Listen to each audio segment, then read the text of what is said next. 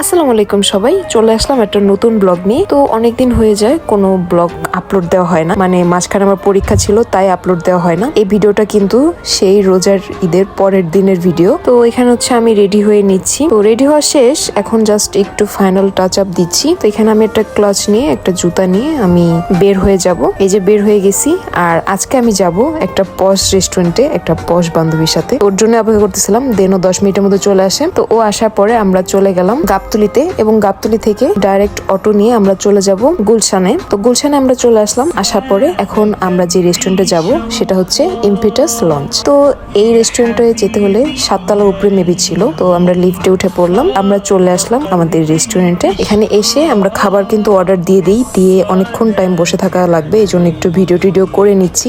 আর রেস্টুরেন্টটা দেখতে মাশাআল্লাহ এত বেশি সুন্দর ছিল। আশেপাশে অনেক সুন্দর ন্যাচারাল একটা ভাইব ছিল, এবং একটা সুন্দর সুইমিং পুল ছিল, ইচ্ছা করলে এখানে গোসলও করা যাবে। তো আমাদের খাবারগুলো চলে আসে। খাবারের মধ্যে ছিল mash potato with chicken, cheese fry ছিল, শিম ফ্রাই ছিল, ব্রাউনি ছিল, আর ড্রিঙ্কস এর মধ্যে আমরা 2টা মকটেল নিয়ে নিই। এই 2টার নাম আমি ভুলে গেছি। তো খাওয়া দাওয়া আমাদের অলমোস্ট শেষ। তো খাওয়া দাওয়া করার সময় আমি ভিডিও করতে ভুলে গেছি। এখানে হচ্ছে আমি ব্রাউনিটা খেয়ে আজকের খাওয়া দাওয়াটা শেষ করব।